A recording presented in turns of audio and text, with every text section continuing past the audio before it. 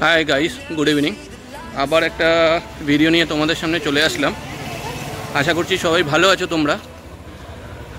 এই জায়গাটা একটা মানে বলতে পারো হিডেন জায়গা নয়, এটা আমাদের চেনাশোনা জায়গার মধ্যেই পড়ে, কিন্তু এইটা এখনও পর্যন্ত কেউ বা কোনো ব্লগার আই থিঙ্ক জায়গাটাকে ডিসকভার করেনি বা করতে চায়নি, জানি না, হোয়াট এভার, যে কোনো কারণ হয়তো থাকতে পারে। তো আমি আজকে ইচ্ছা হলো, তাই আমি এই জায়গাটা আসলাম। এই জায়গাটা আমার ইচ্ছা হলো যে একটা ভিডিও করে তোমাদের সামনে তুলে ধরি, যাতে তোমরাও যারা জানো তারা তো ঠিকই আছে, আর যারা জানো না বা চেনো না জায়গাটা, তাদের সামনে একটু তুলে ধরার চেষ্টা করছি। জায়গাটা নাম দিয়েছে হলো, পুরো জায়গাটা আমি তোমাদের একবার দেখাচ্ছি। জায়গাটা ওই পাঁচিলটা থেকে শুরু হচ্ছে, পাঁচিলটা থেকে শুরু হয়ে আপ টু ওই যে দূরে একটা বাইক রাখা আছে অতটা অবধি।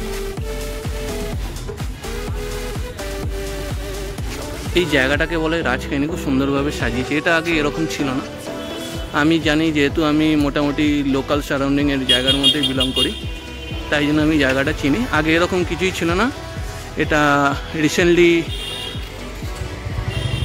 খুব সুন্দরভাবে এটাকে সাজিয়েছে এখানকার কাউন্সিলর যিনি রয়েছেন। ওই সাইডে ঠিক পাঁচিলের ওপারে যে জায়গাটা রয়েছে সেই জায়গাটাকে বলে নববৃন্দাবন। যারা এই জায়গায় থাকে তারা এই নামটা শুনে থাকবে, আর যারা নতুন তারা জানবে না, সেই জন্য আমি বলে দিলাম। আমি একটু সামনে গিয়ে দেখাই।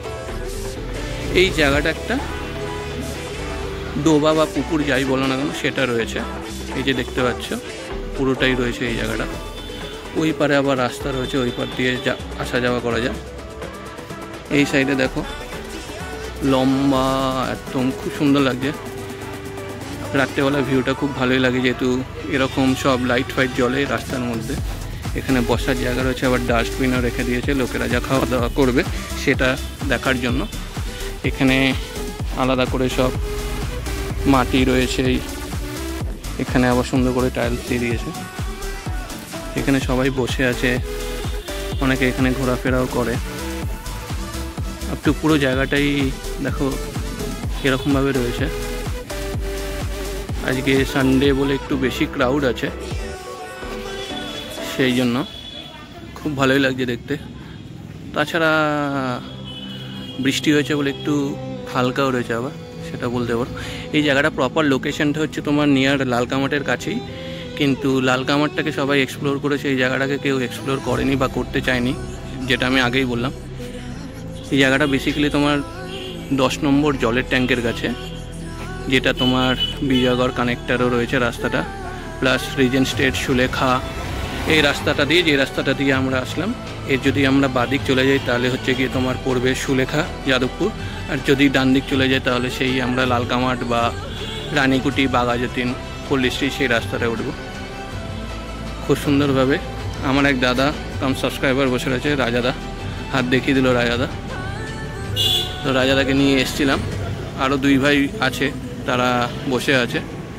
তো এটা লালকামাট থেকে পায়ে হেঁটে ডিস্টেন্স হচ্ছে খুব বেশি হলে 7 মিনিট। তোমরা যদি চিনতে না পারো, লালকামাটের যে কাউকে এসে জিজ্ঞেস করবে যে রাজকাহিনীটা কোথায়, সে দেখিয়ে দেবে।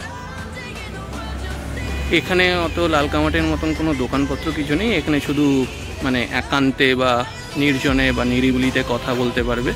কাপল থাকুক, যে থাকুক, সবাই মোটামুটি এখানে এসে করতে পারবে কথাবার্তা, নিজের পার্সোনাল স্পেস, টাইম স্পেন্ড যাই বলো না কেন সেটাও এখানে করতে পারবে। তা আপাতত এইটুকুই আমি বললাম, বেশি আর কিছু বললাম না, কারণ এখানে আর কিছু আমার আর বলার নেই। তোমরা যদি চাও এই জায়গাটা একবার ভিজিট করতে পারো, খুব সুন্দরভাবে এই জায়গাটা করেছে, খুব ভালো লাগে লাইটিং দিয়ে রাত্রেবেলা। একটু মনে হয় রাজমহল টাইপের যেরকম বাড়ি ফাড়ি হয় সেরকম বাড়ি ফাড়ি আছে। এন্ট্রান্সটাও সুন্দর, এই যে এন্ট্রান্সটা দেখিয়ে দিচ্ছি রাস্তার উপরে।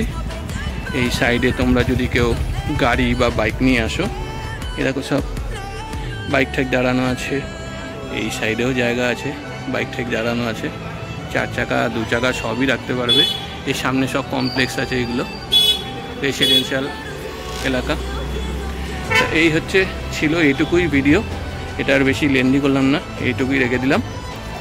আর চ্যানেলটাকে তোমরা অবশ্যই সাবস্ক্রাইব করবে, শেয়ার, কমেন্টস, লাইক সব কিছুই করবে। আর যারা এখনও কিছুই করনি, জাস্ট ভিডিওটা দেখছো বা নতুন আছো, তারা অবশ্যই করে আমার চ্যানেলটা সাবস্ক্রাইব করবে, কমেন্ট করবে, লাইক করবে, শেয়ার করবে।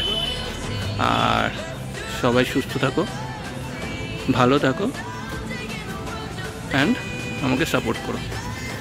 Thank you and good night, by.